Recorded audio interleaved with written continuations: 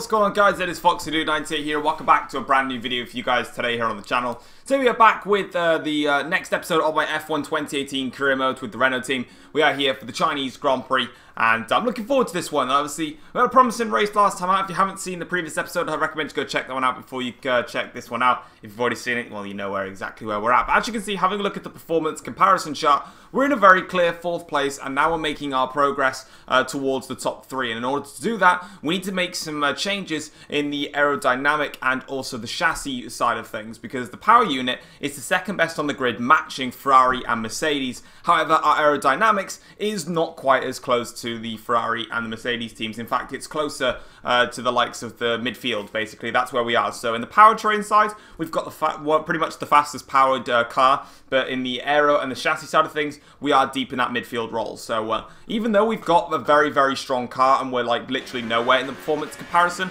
we're pretty much closer to the midfield because our chassis and aero pretty much is in that same department. So we're kind of matching their skill. Moving on then into the qualifying session for the Chinese Grand Prix, and in Q1 then, we come across the line to finish in a very strong P5. However, obviously it is only Q1, and I was already pushing really hard anyway, as you saw from me going very, very wide. And you can see we have people qualifying on the soft tyres, and even though Hulkenberg was only 4/10 off of Vettel, that's not really going to be respectable, especially when the Ferraris and the Mercedes and even the Red Bulls turn the wick up, and we lost Ericsson, the 2 Toro Rossos and the 2 Williams cars from Q1. So kind of expected there really, as they are pretty much the slowest of the bunch. Moving into Q2 then, I actually did my first qualifying run on the soft tyres, and it was good enough for P12, and I was thinking to myself, that might just be a decent place to start. But I decided against that, and I actually went and pushed on, and I'm in now qualifying on the ultra soft tyres, so I can get through into Q3. And that's exactly what I end up doing. I managed to get myself into Q3 and qualifying P8, but that does mean obviously that I won't get the opportunity to start on the soft tyres, which obviously doing the one stop around here would be very, very beneficial. However, I still feel like qualifying in Q3 is going to be better for my car, because again, if I've got some good race pace, making sure that I'm out there and on an aggressive strategy means that I can take full advantage of the strong race pace that I have. So that's kind of the reasoning behind that, and I didn't really want to start down in P12 anyway. But into Q3, and this is my first run. I don't think it was the greatest of runs. I mean, I completely missed the apex of the last corner, go completely off circuit there, and that does lose me a lot of time, and we end up qualifying 1.2 slower than Hamilton, but we still actually get enough in front of Hulkenberg. Moving on then to my second qualifying attempt here, and in towards the hairpin now. We're about 2 cents up on our best. We actually lose all that time because I broke earlier into the corner. So overall, in effect, probably lost about half a tenth through there. But in towards the final corner, we nail the apex this time around, and you can see that we gain pretty much about 1.5 minutes, near to 2 tenths up on that lap, and we come across the line, and it is going to be P8, I believe, no, P7 for the Chinese Grand Prix, which I think is my best qualifying session so far this season. So promising signs for us here at China, and you can see even though we improved on our lap time, the top 6 was separated by just half a second, and then back down to myself, the gap is 1.1 seconds. So even though I improved on my lap time, it still wouldn't have made a massive difference. I would have lost out to Nico Hulkenberg if I decided not to improve on my lap time, because he would have actually got the better of me. But even though I improved, it still wouldn't have been enough to beat the Red Bulls and the Ferraris and Mercedes cars. And that, again, is down to the aero and the chassis, which we're going to be doing a lot of work on this year. And hopefully, come the end of the season, we'll be able to compete right at the front of the field. So, yeah, that's where the main development is going to be going. And then eventually come towards the point when the other teams, my rivals, start picking up on the powertrain side of things. Then I'll casually just spend, you know, a quick upgrade on the powertrain just to keep myself going. But then eventually, you know, we're going to be working on all areas of the car needed. And so yeah, it's going to be good, and hopefully we can get a good result then. So we're just going through the grid now. Normally I would let Crofty and Anthony speak over this bit. I mean, you'll probably hear them in the background anyway. But I just stopped talking and say nothing. But it's kind of been done now. We kind of get the gist of what they're going to say. So I'm pretty much just going to keep it as it is like this for now. So anyway, Charles Leclerc is the only one with a penalty, so if I did actually qualify in P12, it would have dropped me to 13th and then up to P12 and then Perez in 11th, if that's how it would have worked. But at the end of the day, we're starting 5 places higher, so what more can we ask for than that? But anyway, having a look at the strategy, very small stint on the ultra soft tyres. Then we're going to go on to the soft tyres and then make the switch to another set of soft tyres. Shouldn't be a problem for us. Going to drop the fuel load as well. And this is the setup that I'm also running with. All you need to do is just go and check out Limitless's setups, JD, Veloce Limitless, you know. And I pretty much use his setups because I tried them and it made my lap time to second a lap faster. So thanks for that. Anyway, we've got 5 red lights here for the Chinese Grand Prix. And it's lights out. We go here to start the Chinese Grand Prix. Good start from us off the line. We get a better start than my teammate Hulkenberg. I completely switched lines on the circuit because I want the inside line towards turn 1. I want to see anyone that gets pinched on the outside. I want to just sneak down the inside. That's exactly what I do here. Past the 2 Red Bull cars and also Raikkonen in towards the first corner. So immediately, those that were pinched on the outside, it gave me the opportunity to just sneak through on the inside. Up into 4th place already. Amazing start for us now as we try and attack Sebastian Vettel here. And he breaks early because of Valtteri Bottas. I tried to have a look at Bottas there. It was not an intentional move to get Bottas. I just had to brake later and attack Bottas to get the move done on Vettel because then that would have given Vettel nowhere to go. So that's exactly what we did. But speaking of Valtteri Bottas, not quite done with him just yet. Ended the first lap, and I'm attacking Bottas for 2nd place here in this Grand Prix. And in towards the first corner now. Once again, I'm going to brake a little bit early in towards the first corner. Let Bottas swoop on wide. So that's perfectly fine because I'm just going to keep accelerating there. A bit of contact there between the pair of us. But we're up into 2nd place now for the Chinese Grand Prix, taking that tight line in towards turn 1. Works in our favour, and you can see here that this setup, I hadn't played F1 in a while because I've been playing a lot of Shadow of the Tomb Raider, and I've realised that coming back to this game now, the setup that I was using has a lot of oversteer, as you can quite clearly see. So in this first part of the race, as again it comes on the back end there, I was sort of just basically trying to adjust to the car. And get back used to it because, again, like I said, Shadow of the Tomb Raider, very, very addictive. If you want to go watch that, it's on my 2nd channel. Link is in the description. As you can see then, coming in towards the hairpin corner now, we go down the inside here on Valtteri Bottas there. And even though we are holding up Bottas at this stage of the race, I really don't care. I'm in 2nd place. I'm just going to defend and have some fun. If I let all these top guys through and just build a gap, at the end of the day, my race will just get boring. So I thought to myself, no, I'm in 2nd place. Hamilton's absolutely blitzed it up the road. I don't really care. I'm just going to defend and have some fun. So that's exactly what we're doing. Bottas now with the DRS here on lap 3 of the Grand Prix. He's going to go towards the outside line here, and we're just staying out of the slipstream here. And you can see how much it's affecting the Mercedes there, because even with DRS and a tiny bit of slipstream, not too much though, he wasn't even able to pass us. So that really shows the pure speed of this Renault car. And of course, I didn't make any upgrades to the power units. We've got all the cars now jumping into the pits here on the end of the 3rd lap. And a lap later, I'm going to go ahead and respond to this. Now, Hamilton is already coming out of the pits now. I believe Hamilton was about 10 seconds clear at this point.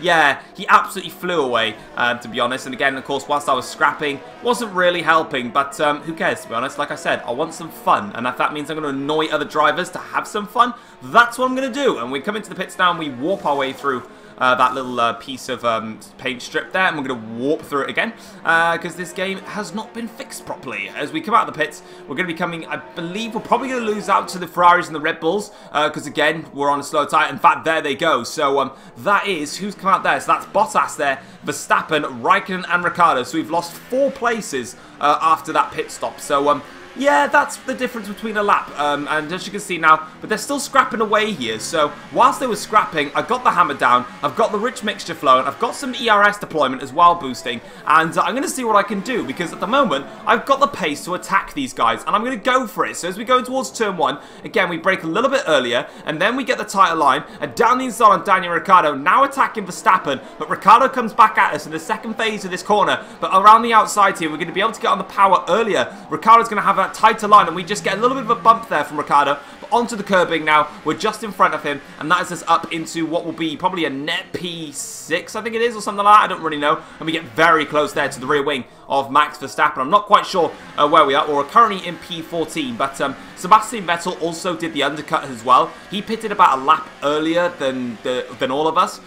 So it meant that he's got a 2-lap undercut on myself, a 1-lap undercut on everyone else, and then of course everyone got a 1-lap undercut on myself. But to be honest, not a problem, to be honest. I was, you know, I'm not going to be able to hold on forever. And speaking of that, Ricciardo now catches me out after I got a bad exit on the exit of that middle sector. But as you can see, we managed to defend that off, and now we're still in front of Daniel Ricciardo. But he is tight on the slipstream of my car. Cold tyres as well. Rear end snapping a little bit through the banking corner. But you can see just the sparks flying out the car because how low this car is placed down. But this right here, I've just got DRS on Verstappen, and this just shows the straight line speed here. Ricciardo pulls out of the slipstream, but it's not even enough. He has to get back into my slipstream because the straight line speed is that powerful in this Renault. So yeah, really, really good there. So I was joining a team that I knew didn't have a great power unit, and it turns out the best thing about this car is the power unit. So that was a little bit awkward, but never mind. We keep pushing onwards, and now you can see that Raikkonen and Verstappen are going for it here in towards the first corner. Raikkonen towards the inside line, opens up DRS, closes the DRS now, and in towards the first corner. We're going to take our normal line this time.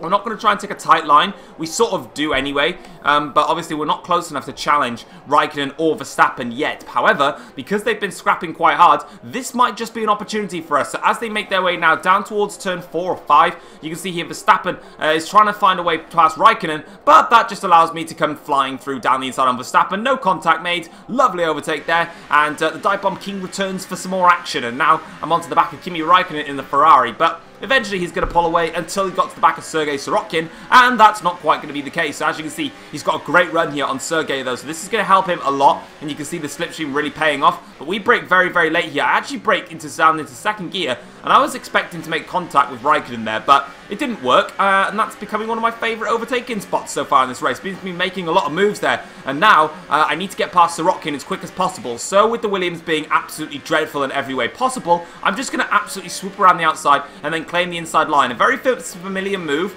I'm trying to remember who did that. It was Lewis Hamilton that kept doing that in the wet, but I can't remember the year. But he kept it going around the outside and then down the inside on the drivers into that corner. I think it was 2010, but I cannot remember off the top of my head. So, yeah, but anyway, Raikkonen then immediately gets past Sergei Sorokin, so he didn't waste any time on the Russian driver, and that's allowed Raikkonen to get right back into the slipstream of my car and also get the DRS. And this one isn't going to be as easy because the Ferrari has the best power unit on the grid, so he's going to breeze past us here, and there's nothing really I can do in terms of my defense here. And Raikkonen though locks up in towards the hairpin. That's a bit of a mistake there from the Iceman. He didn't expect that going towards the hairpin, carried a bit too much speed there and brakes a little bit too late. And well, that was a bit of a rare mistake there from Kimi Raikkonen. That's gifted us a lifeline to stay back in front of Raikkonen, so thank you very much for that. And a lap later, on to lap 9 of the Grand Prix now, we've caught up to Lance Stroll in the Williams, so we're now catching up to everyone that's trying to do these one-stop races.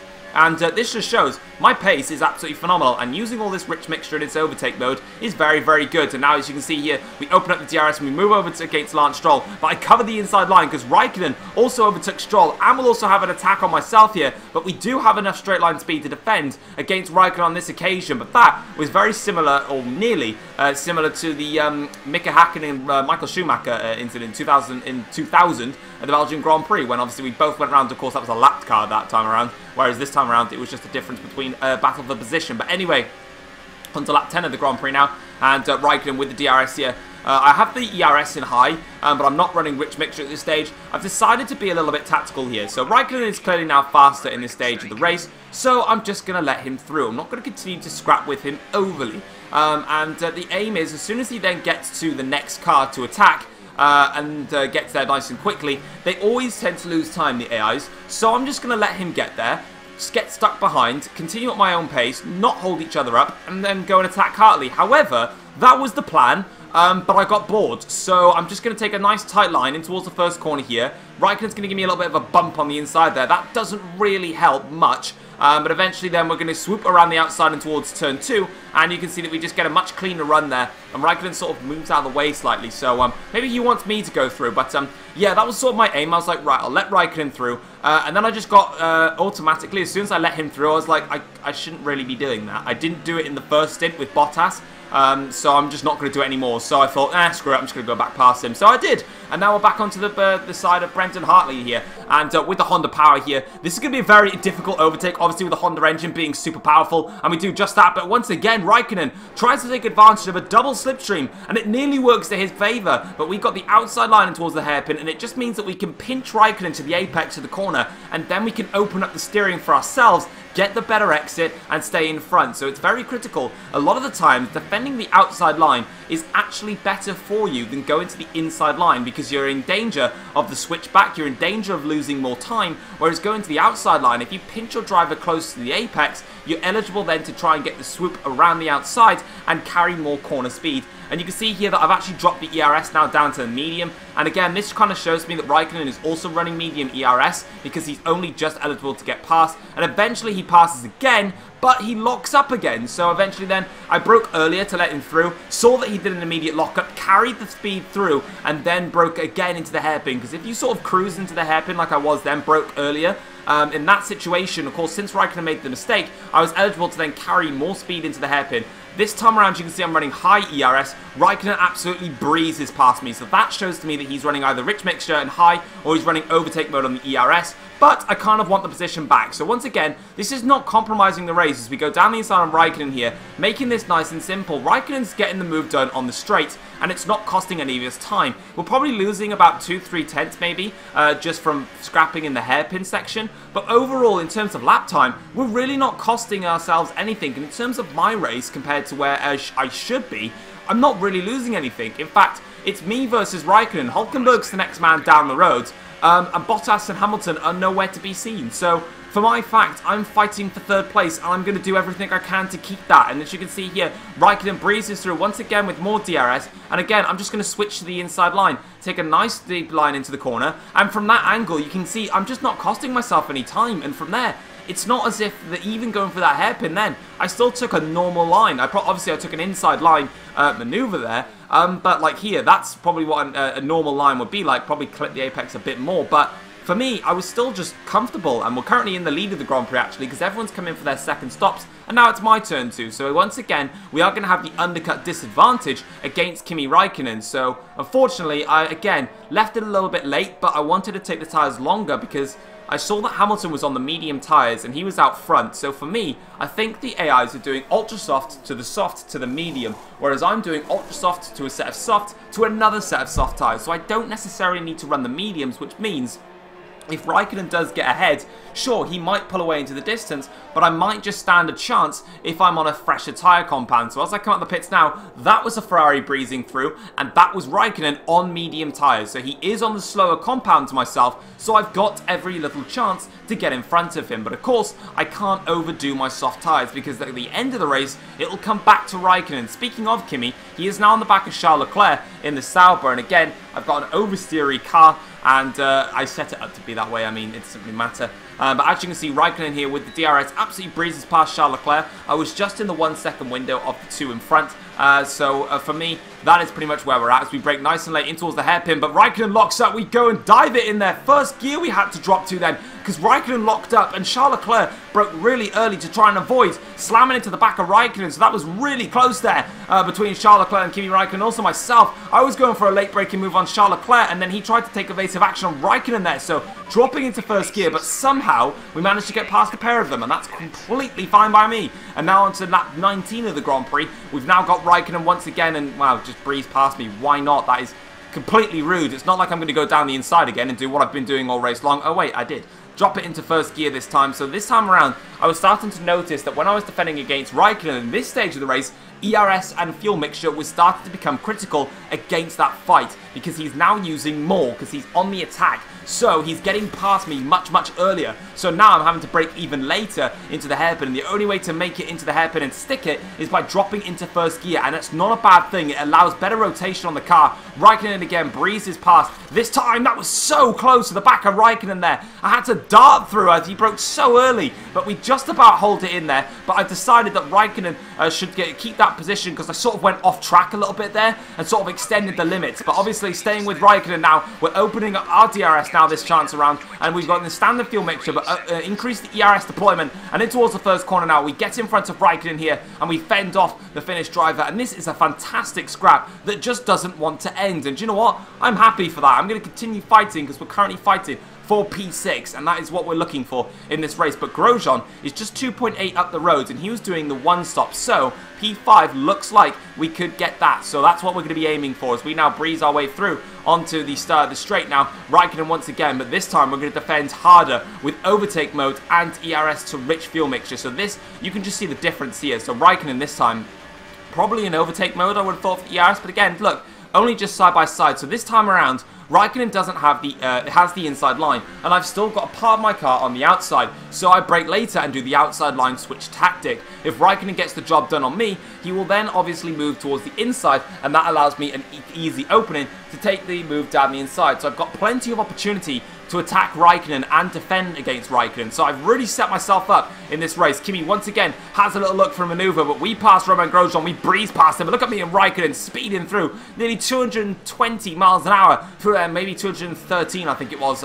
Maybe that's a little bit further back, but yeah, anyway, really just increasing the speeds there as now in towards lap 25 of the Grand Prix. Perez is next up the road, so Sergio that did the one stop, it's really working for him, and he's up into P4, and with just 3 to go, I'm not going to catch Perez. So fair play to Force India, they did the right thing with the one stop, and they had the pace to do it. So it shows that the one stop was on in this race, but we decided against it, and this is probably why, because I'm having more fun fighting cars. And Raikkonen once again, he's pinched on the inside in the apex. I'll give him the room on the inside, and then this time, actually Raikkonen does a great job there of holding it, but again, on traction, that's where Raikkonen is going to lose out, and it's just going to happen day in, day out. He's going to get pinched on the apex. I'll give them the room on the inside because he's going to need that as we lose the back end there ever so slightly. That's going to open up an opportunity for Raikkonen. We defend the inside line just before the banking corner here. That's going to put Raikkonen off ever so slightly here. I am going to cut the inside line there, and I think a little bit of contact was made between myself and Raikkonen, and that just really hampers the car. And now we're under some huge pressure. I want to change